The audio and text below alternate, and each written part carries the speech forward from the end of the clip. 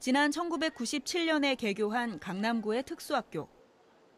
교실과 별도로 마련된 아트센터의 카페와 베이커리에는 지역 주민들이 삼삼오오 모여 시간을 보냅니다. 미술관에는 전시가, 음악당에서는 무료 공연이 예정돼 있고 체육관은 주말마다 예배당으로 변합니다.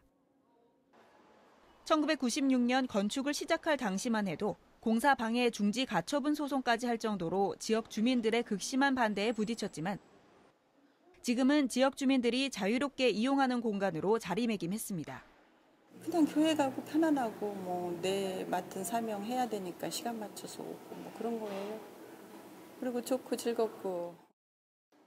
특히 장애 학생과 학부모들은 주민들이 학교를 자주 드나들며 시설을 이용함에 따라 장애인에 대한 배려를 느끼게 됐습니다.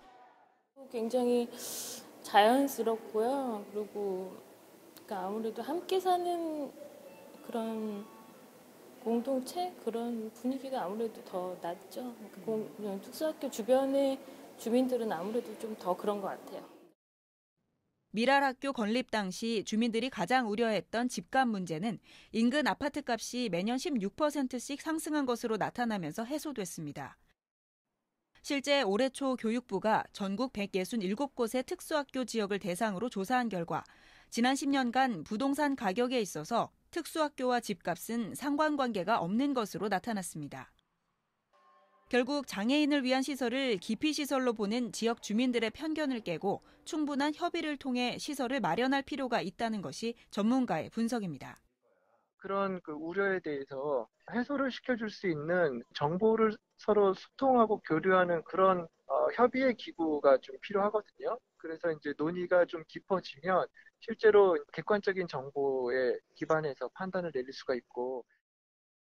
특히 현재 서울시내 특수교육 대상 학생 3명 가운데 1명만이 특수학교에 다니고 있고 그마저도 8개 자치구에는 특수학교가 없어 인근 지역으로 통학할 수밖에 없는 상황.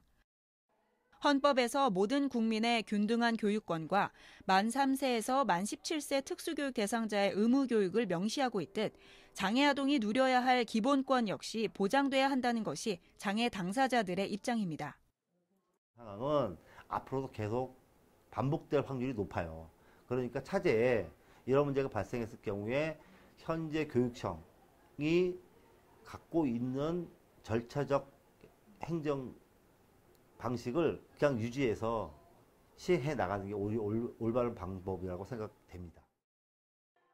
교육부는 현 정부 5년간 18개 특수학교를 신설하겠다는 계획을 밝혔고 서울시 교육청 역시 특수학교가 없는 8개 자치구에 학교를 건립하겠다는 의지를 밝힌 가운데 지역사회 주민과 화합을 이끌어낸 미랄학교의 선례가 주는 시사점을 짚어봐야 할 시점입니다. TBS 김지희입니다.